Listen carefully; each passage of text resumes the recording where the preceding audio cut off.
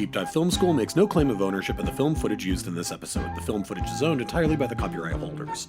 Also, we're going to spoil the hell out of this movie, so this is your warning. Welcome to Deep Dive Film School! Oh, this week we're going to end out our Nick Cage Festival with a bonus episode of Forgotten Gem, Gore Verbinski's The Weatherman from 2005. Tartar sauce.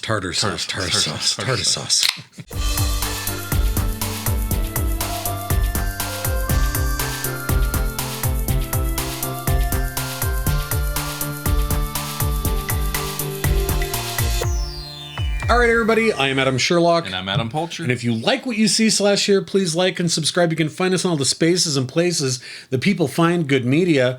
Again, we're trying to build the channel. Please, if you haven't yet, please subscribe. We're trying to get to 1,000. Yeah. That's the hope. Whatever you can do on YouTube, we appreciate it. And also subscribe wherever you listen to podcasts. If that's the way you take us in, we will do all the mediums. Yes. So thank you. Yes. And we did finish our Nick Cage festival week before last, but we love to do these Forgotten Gems when we just feel like that there was a movie that came out that resonated with us, and then just like, there's so much stuff out there, and so it just like it flies by and then it's gone. And I will say, in rewatching this, I can understand why it did disappear quickly. Not because it's not amazing, but because it's just a movie. It's just a movie about a guy and his family, right? Yeah. Like there's no explosion in it. There's no murder. No. Like it's just this guy and his life, and he's trying to do the right thing, and he's kind of a dickhead.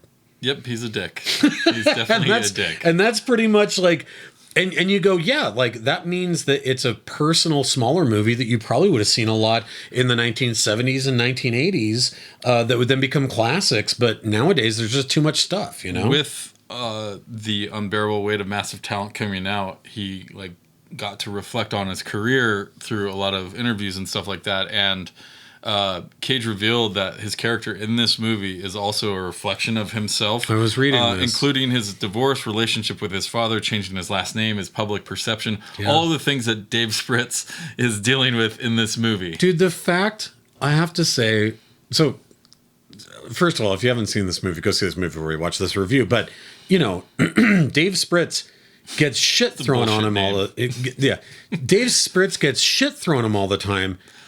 And he says, I know why people do it. People throw stuff at me because they think my job is easy and they think I'm a joke, right? And they think I have a bullshit name and a bullshit face. And you just go, if that is sometimes how Nick Cage feels about Nick Cage and his career, sure, that's so fucking sad, right? I mean, I think as an actor, you probably have to accept a certain part of that, right? That's kind of what he's saying here is like, these people feel like they know me and they want the nipper? Yeah, they want, what's the nipper report? Yeah. What's the nipper this week? What's the nipper this week? And he's like, well, and he's so acidic to them when they ask. He's like, I don't fucking know, man. Oh, yeah. It's raining. It's the middle of winter in Chicago. What do you think it's going to be like, right? Like, he's never nice to anybody who recognizes him on the street. Yeah. Like, there's some ongoing jokes in this movie. And I'll just say, personally, this movie just hits my funny bone and my style, my style of humor and the dark humor side of things. There's some American Beauty in here a little bit. I was totally thinking about American Beauty. I was like, this is the movie that should have. I mean, obviously they're over a decade apart. There actually is murders and espionage in that one, right? But I think that this movie is it holds its own as a better movie about that ennui that is talked about in American Beauty than American Beauty did. Like I think it's better that way. The inside kind of suburban life of this divorced guy who is a TV weatherman who's bored and confused about his life. But he's also a local celebrity and he has success. He's getting poached by Hello America through this whole movie. That's like a big thing in this movie. But I will say this movie's also like a movie like a Election or something like that where again, it just tickles my funny bone personally for me, like, hilarious. Both of those movies, including this one. And he is a total dick in this movie, and that's half the fun of it. But there is some realism here too, more so maybe than American Beauty, I would say. Yeah. But it's an interesting reflection. And Gore Verbinski, I really think he's a pretty underrated director. Everyone loves fucking Zack Snyder and all this shit, and like, he's, to me, like, he's so much better than someone like Zack Snyder, where you know, they get the big blockbuster action thing in Verbinski's case. Pirates of the Caribbean, sure. Which is, you know, the first couple two are fine. They're good, just big Hollywood action movies.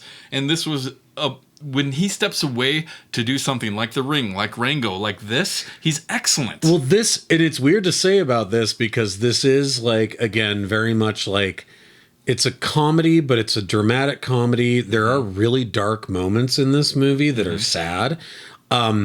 But it's also, to your point, an incredibly funny movie that somehow looks exactly in universe with The Ring. Like, it's blue, it's gray, it's funny, dark, it's cold, it's mean looking, yet it's really funny. And I'm like, but it's the exact same color palette and direction style as The Ring. That's funny that you say that, because that is pretty close. And you know, they made this movie like it's cold outside, like it is raining in Seven, if that makes sense. Totally, yeah. You know? It is a mean. Well, and so are the extras. So are the little bit characters out there. They're throwing shit at Spritz through this whole thing. Like, they're mean to him. Funny little note. Verbinski's the one who's actually throwing that the whole time. Every piece of food that hits Cage in this movie was thrown by Verbinski, and like, that just made me like, mwah. Like, that's so good. I mean, yeah, you got to take advantage of being the director sometimes. Completely.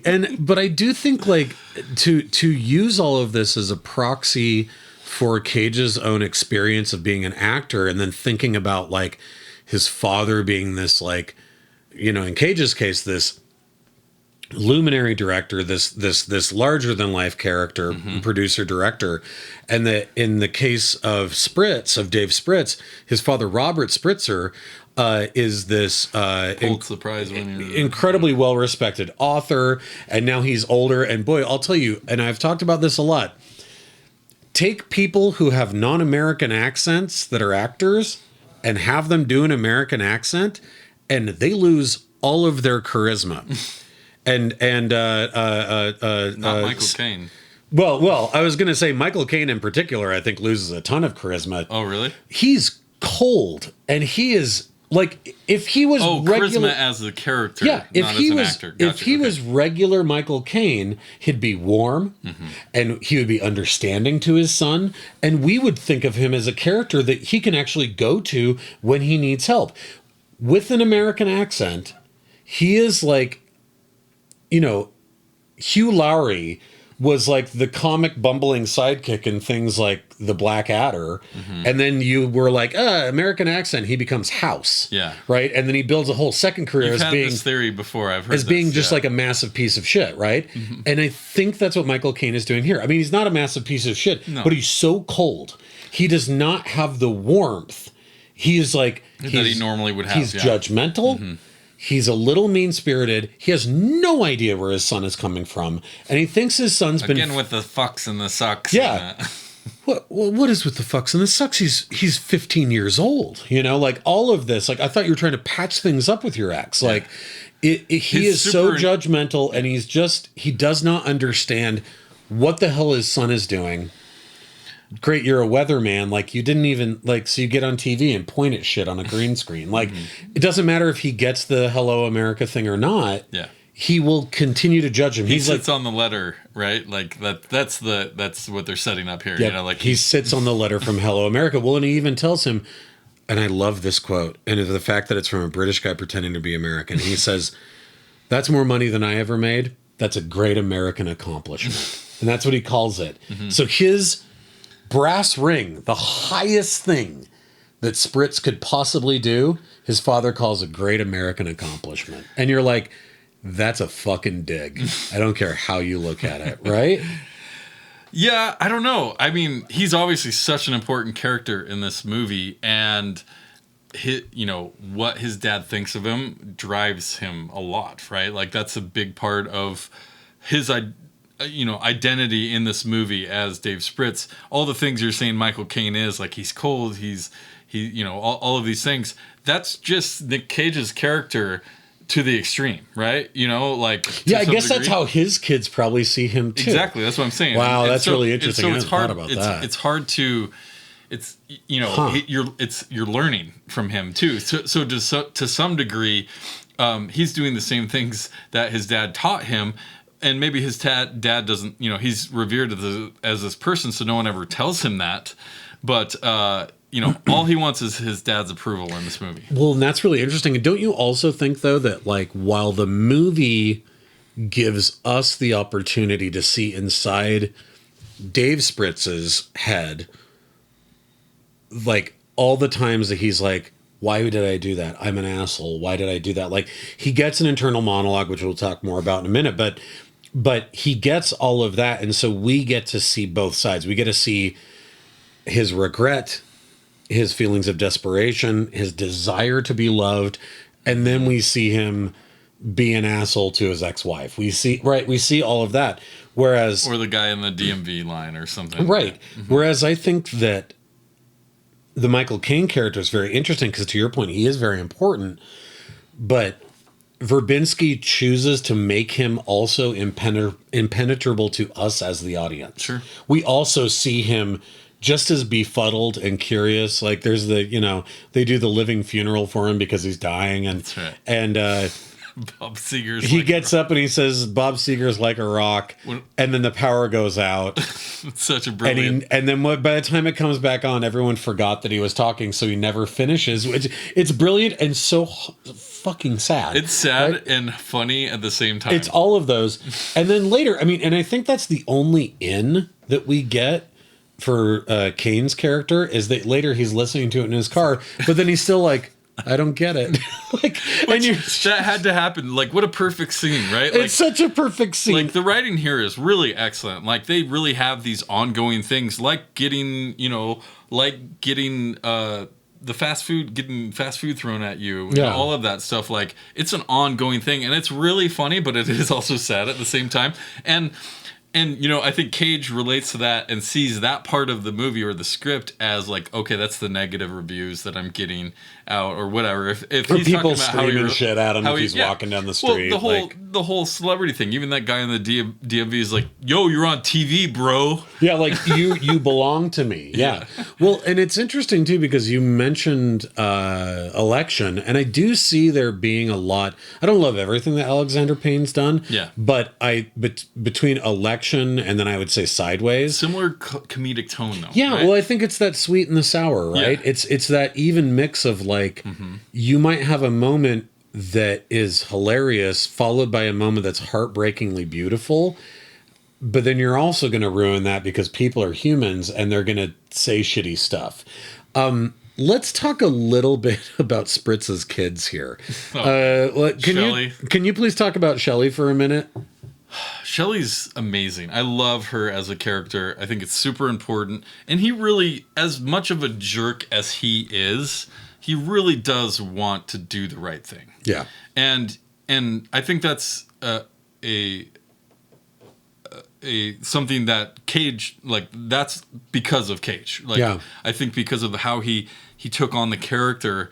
And yeah, who doesn't want to be the best dad in the world to their kids, right? Of course. And he's not a good person for the most part. And you see his weaknesses, just like you were saying with Robert's character and Dave's character, like they're an echo of their parents, right? Yeah, to some degree. And so the shitty parts of them, and really, his son, not as much necessarily, maybe just being a stupid, dumb kid than anything and not picking up on what's actually happening. Right. I mean, he's meanwhile, and that's worth noting is that while his daughter, she's awkward and strange and he's trying to like kind of grab a hold of her before it gets too late. Yeah. The son is being groomed by a pedophile, his counselor at school, his drug counselor, and those scenes are terrifying. Like it's done really well. Well, and it feels totally, I mean, we get an entire sequence where we go, oh, this is Stranger Danger times 11. Yeah. And at that point in the movie, we know that's his son, but we haven't even actually seen those two characters interact together. Yeah. And it's more about the world he created, though, and put his kids in. You know, Shelley, getting back to her, like, his relationship with her is super important. She needs some of the things he does for her, like when they go to New York and he buys her all these clothes, like that. She needed it. It's a very sweet moment. Like, there, like he has some heart there, and he really wants her to like be interested in something, but she's kind of ignorant and just young and just doesn't know what she wants and is confused and is smoking constantly. You know, can I say this? And I don't know how much this will resonate. I mean, I'm sure it will resonate with you because you're a parent and I'm not, but I love when movies portray kids of like that age of sort of between about 10 and 13 tweens as being like as weird as they are in real life. Because like I work with kids, and so I work with that age group all the time, and they're weird and they're super inappropriate, and it's not all cute and adorable. Like sometimes it makes you feel really deeply uncomfortable. Does anyone get called camel toe? I mean, not camel toe, but I've heard other names that would peel the paint back. That. Yeah. Mm-hmm. And so it's like, to me, I'm like this is the dumbest example, but it's like, I love the kid from Bad Santa, Thurman Merman, right? Where you're just like, there's nothing about him that's adorable. He's just weird and kind of gross and like, just kind of shitty. And you're like, and there's moments where you're like, you feel bad for him and you want to help him, but he isn't adorable. Like, he's just kind of like, what? A weird kid. Yeah, he's just a weird kid. And Shelley is a weird kid. And she's more adorable than Thurman Merman. But for the most part, she's only adorable like maybe 30 seconds in this movie. The rest of the time, she's really just strange. And I'm like, I appreciate that so much, because too often we go, well, yeah, of course I'd love that kid. Look at, it's like I've been watching The Handmaid's Tale, and I'm like, Elizabeth Moss's daughter in that, like, if I could guarantee that they'd be that cute, like, okay, I'd have that kid. But, like, it wouldn't be that kid. It'd be Shelley. It'd be somebody kind of weird that I'd be like, that's my daughter, just ignore her. She's kind of a fucking weirdo. Yeah. You know what I mean? And that's most kids. Most kids are weird most of the time. They're not little actors or actresses. They're weirdos. The parenting side of this is definitely realistic. Honestly, like, I mean, it maybe goes to extremes more in American Beauty, but like the kids in that are weird. He's filming a fucking bag for half, or whatever. He's filming his neighbor. And you're like, you probably shouldn't do that. Yeah, there's lots of things around it, and this, he's a gray man in this movie, right? For the most part. Like, what do you think that means? I think that he's kind of just living, like, he does have the celebrity side, which maybe is a little brighter, but the burden of that makes him the gray man. I think the burden of getting the approval from his family, and trying to be the celebrity, which is kind of a bullshit job, because as they point out in the movie, it's just prediction, man. It's wind. It just blows around. We're just guessing. So I didn't name it the gray man, but you're absolutely right. And I was thinking about that in that scene where it's him and the actual meteorologist, right? Like, he's trying to justify why he's important. Yeah, and he keeps going, but why does it do that? And he's like, it's wind. I don't know, right? And you just go, is he asking about the weather, or is he literally asking about his life? Is he asking, why did my son get preyed upon by this predator? Sure. Why does my daughter get made fun of in this way? Like, why? Why all of these things? Like, why does my wife... Why do I have a novel called Breaking Point? Yeah. Oh, God. It wasn't science fiction. Okay, that is like... And that might be like... We've known that he's been cold and disconnected, but when him and his ex, who's played... Hope Davis. Hope Davis. Fantastic performance. Good. Well, and she's just this, like, metered voice of reason, where she's like, she gives us all the backstory that we haven't seen. We haven't seen any of the backstory about why his life is like this. And she's just there to be like, it's because you don't do these things. Like you're so selfish. Like, you don't pay attention to anyone. And you go, for us, we go, he's selfish? We haven't seen him do one thing for himself in this entire movie, right? I mean, he gets it. I mean, the voiceover cues us into that more. That's what I'm saying, though. It's none of it's actual. Like, he lives by himself, and like he makes a shitload of money. We can see that. Yeah. But he could care less, and he gets stuff thrown at him. And it's not that he's selfless. It's just that like he isn't selfish. We don't see him doing things that make him feel great about himself. He is the gray man. He's just wandering through everything. Yep. Doing what people ask him to and then fucking it up somehow, right? But then he goes to this, it's a couples counseling thing, and we kind of know she does have a new boyfriend, but we don't really know what that means yet. And we don't know if it's like counseling. And also, I wasn't sure if that particular scene was a flashback or not, but no, I guess not. No, because they have a fight about it. Yeah, they have a fight about it then, and I think it's not a flashback. Yeah, and they're supposed to. They do have a few flashbacks. God, and you talk about tartar sauce. We'll talk about it in a second. But you talk about the idea of like seeing a train wreck from like 5 miles down, and you're like, this is going to be bad, right? And like way before it happens, and it's like, write a secret. And then fold it up and give it to your partner, and they'll never read it. And you just go, oh, God. Like, you try to crawl under the couch, right? And, of course, he reads it. It's about his science fiction novel that's awful, that he's writing, and that she hates it. Mm-hmm. And that turns into a whole row. And then when she, right there on the doorstep, opens his is about blowjobs. And you're just like... Oh my God! Like BJ's lacked enthusiasm. BJ's lacked enthusiasm. Yeah, he didn't even write out the word. But it's like hers at least has something to do with his character, yes, and a desire of his that she can't reach him with, and she feels bad about. And his are BJ's lacked enthusiasm, and then she just cuts him. Good. I mean, deservedly. Deservedly, so. but she's you like, know why my BJ's lacked enthusiasm? Because you're disgusting. I hated you. Yeah, I hated you. Yeah. I hated your face. I hated your legs. I hated your smell. And then she's like, and then she just goes and goes. And at that point, of course, Shelley opens the door and hears the last half of it. And you're like, oh, this fucking family. And it's amazing and just like cringe inducing all at the same time. Let's talk a little bit about the camel toe situation. Oh God. Because it's really endearing and sweet because of he's trying to dance around how to broach this, because Michael Caine's character is way more involved with his family than he actually is. Like I've come to talk about the way that Shelley's been dressing. Yeah, and it's like that her clothing is it's when what does he say? He's like, it's when the creases of the vulva are discernible through the fabric of the clothing. Vagina, yeah. And you're just like, oh, I didn't want to hear you say any of those words, Michael Caine. But he's poor, trying to confused help, right? old man. He's trying to help. He's yeah. Like, what is camel toe? But she thinks it's because she's tough. Yeah. I heard they make camel toes out of tires. Yeah. He's like, yeah, that's right. Yeah, I heard they made them into tires. Yeah, and it's a very sweet moment, and like he tries to break through to her about archery, but what she really wants to do is kill a living animal.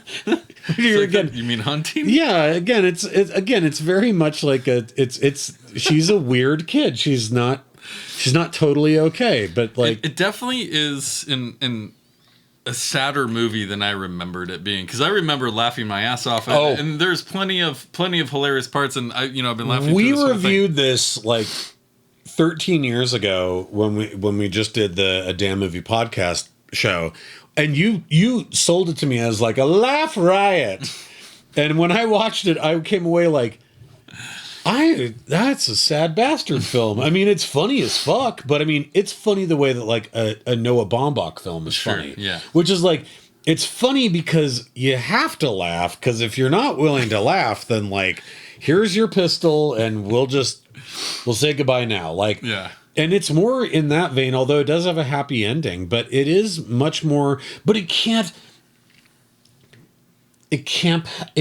help being shitty. Yeah, it has to be. So even in the moment where like he beats the shit out of the predator guy that was going after his son, right? And you're like, fuck yeah, you did the thing. You did a good thing. We saw you do a good thing. Again, yeah. And we're like, but it's going to get weird because you're you and you're going to make it weird, right? But we don't know how yet. And so then he's like at the food court with his son talking about everything. And he's like, yeah, I gave him a good one. And he's like, and then he's like, are you eating hot dogs? Because he can't get over the image in his head that his son was going to go down on this guy. Yeah. Right? And so the hot dog thing becomes... I don't even know if I picked up. You didn't? Oh, that's why he's like, really, a hot dogs, huh? Not somebody's like, no. No, I'm good. Yeah, it's because he's like fucking and sucking. It's that whole thing again. I think because all of this heavy stuff that is really happening in his life is effective, and having these ongoing jokes that keep working is why this movie, to me, is a forgotten gem. I agree. Because, I will completely agree with that. You talk about the getting hit with food, or the camel toe joke, or even this joke. This is probably my favorite one, is that he only has $1 whenever his dad needs something. And he's bought his own thing first, so he bought the paper, and then his dad wants change. Yeah, and then he bought the soda, and so he can't buy him a coffee. And he's like, "You should really carry around more money." He's like, I know. But little things like that, that are relevant and really just kind of weird life things, help ground this movie a bit more. So it gives the audience a chance to kind of take a breath from the heavy stuff of this guy, being groomed by a pedophile and stuff like that. And it works. The jokes are clever enough to keep doing it. They're deeply funny. And keep getting funnier, because there's like 3 or 4 threads of things that keep happening like that. And it's funny and sad at the same time. And I think if you didn't have those moments, the comedy drama balance is always tough, right? It's really tough. And this one's really unique because the comedy, again, and I said Noah Baumbach, but it's not even really that. I get what you're saying when you say Baumbach, though. It's like some mix between that and Alexander Payne. Sure. And I think that you're right that it's crass, and and certain characters, again, Michael Caine's character being completely befuddled about why people would talk this way when or why he would get hit by food. He just doesn't get it. Yeah. What is this world? What happened? He's like, I don't know. Because I'm on TV. It was a big gulp, I want to do the quote from the very end here because I love this so much, because again, in this movie that has the camel toe scene and has this other kind of stuff in it, for it to have this moment where he says, I remember once imagining what my life would be like, what I'd be like. I pictured having all these qualities, strong, positive qualities that people could pick up on from across the room. But as time passed, few ever became any qualities that I actually had. And all the possibilities I faced and all the sorts of people I could be, all of them got reduced every year to fewer and fewer, until finally they got reduced to one, to who I am. And that's who I am, the Weatherman. And that idea of he's carrying the bow, it's like a superhero. Well, it's like he's a superhero, but it's also this idea of we all think about that. We think about, we all had 10 different lanes on our way to Oz of possibilities of what we could do. Choose your own adventure. And then the longer you stay alive, the more they shave and shave down. And it's like, if at this point in our lives, we can look at that and be like, I know I still have some other possibilities of what I could do, but I'm actually pretty proud and happy of where I'm at. Yeah. Imagine if you weren't, or if you thought, even though it's not exactly what he thought it was going to be, he's still kind of cherishing it a little more, I think. Right. Well, and also that that brass ring, his top level of what he could possibly be, most of the people in his life, it's not like they're mean about it, but they don't really give a shit. No. Right? Nobody does. Hope Davis doesn't. She's like, well, I guess, how often are you going to go see the kids? Right? And that's all she cares about. And to his dad, he's like, it's a great American, accomplishment, right? It's not the best he can possibly do, is still not going to really impress anybody. And he has to be okay with that. So it's and he does become okay with it, but it isn't him getting that will solve anything. And I love that about the movie, that it's a Pyrrhic victory. It's not actually going to change any of the shit in his life that's still wrong. Right. And he says that at the end. He's like, so is this the happy ending? He's like, shit, man, another guy's raising my kids. What do you think? Right. And you just go, wow. In part of why I said at the very beginning of this review, no wonder it's an unrecognized masterpiece, is because it doesn't do what lots of people go to the movies to have had done. True. Right? Like, would this movie get made today? Like, I don't know. Like, I feel like a lot of dark humor stuff has fallen off the map more because like, a lot of things go straight to streaming. You're not going to make back your movie. You're not going to make back your money. I mean, if this movie Yeah. came out now, it'd be a Netflix film. That's what I'm saying. Yeah. Like, I mean, it would. It totally would. But like, I don't even know how many people write like this that much anymore, right? You know, I think Baumbach and Payne are good examples of people who do that. I would probably maybe even... maybe Wes Anderson a little bit, but it'd be a side character in a bigger story that has more fanciful cutaway montages with the Who playing. For sure. We got to get to tartar sauce. Let's do tartar sauce. Before tartar sauce, yes. The other scene that is brilliant that I think is underrated in this is when he slaps Gus with the gloves. I didn't know it was going to happen. And then he's in the cab talking about like, it. if you ever want your dad not to think you're a fucking joke, don't slap another man with He's gloves. like, unless you're like a nobleman in the 1700s. That's amazing. He takes them both off and then he goes, "Fip." And he's like, "What the fuck are you doing?" And then it just cuts away to the next scene and you're like, "Oh my God." And so the fact that later Hope Davis is like, "I'm marrying him," you're like, "Oh, you fucking moron." Yeah. You could have done anything else. And the dude isn't a bad dude. No, he's just annoying, but he's not a bad dude. He's fine. He calls him a dildo pork face fuck. It's amazing.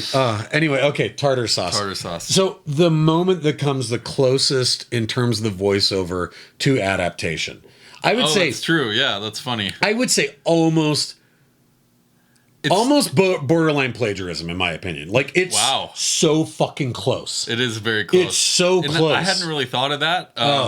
But maybe because it's Nick Cage. But I mean, it's so a stream funny of and it's great. Right? And if it hadn't been Nick Cage, I wouldn't have thought of it. Yeah. But I mean, it really is like, why am I thinking about Neil Young? Why am I like that's so stream much of conscious. It's so much in the realm of all of the voiceover and adaptation. But you see, the beauty of that scene is just her screaming it in his face, like, "Don't forget the tartar sauce," and you see it slowly dissipating out of his stupid man brain. Yep. Like he's getting distracted by some girl's ass on the I'd love to put my face in there. And then he starts thinking about Neil Diamond, and that turns into another Neil, and just like all of these random things that keep popping. And then they cut to the restaurant. He's like, "You need anything else?" He's like, "No, nope." They were out. She's like, "I'm gonna call him," and you're like, "Oh God." And that shows a lot about their relationship too, right? Like that's totally the flashback that we kind of, because he starts by saying, "Would things be different if I hadn't forgotten the tartar sauce?" And I would say one last thought here to give an idea of how in the realm of this character the Cage was mentally even before day one of shooting. All of the voiceover was recorded before they started filming. Oh, wow. He recorded all of it ahead of time. So he was already that committed to understanding. When you think about that, when you think about that moment where he's like, who throws pies at people? Or, and he goes, when he goes, clowns. People throw pies at clowns, right? And like, they think I'm a clown. Like he was that entrenched in the character before they had done day one of shooting. So this really is that personal to him in that way. And all I can say is like, buddy, nobody's gonna throw shit at you. Like, I mean, but who knows? Like also being John Malkovich. It's a metaphor. To go back to these people playing themselves in movies and stuff like that. Like you think about the Think Fast Malkovich and they oh, that's right. They throw that burger in his face. I forgot about that. Oh, that's Malkovich, think fast. He's like, God damn it. Right after he gets out the first time. Anyway. Awesome movie. Yes. I think a great forgotten gem that, like you said, just a lot of movies. There's so much out there, especially these days. A lot gets swept under the rug. Well, and people need more. People need more stuff. They don't just need like a character It's study. going to be awesome. Yeah. You know it is. So thank you very much. Please like and subscribe. Hit Yes. that notification bell if you're on YouTube. Subscribe where you're listening on a podcast. We'd really appreciate it. And we are going to start a new festival next week, International Horror Festival. Yes. To kind of go along with the Halloween We're getting season. into the Halloween season. Yeah. I think we Good should stuff, start with I want to say it's 2017 film, 2015 or 17, so don't quote me yet. Tigers Are Not Afraid. Let's do it. All right. All right. Thanks very much. Bye, you guys.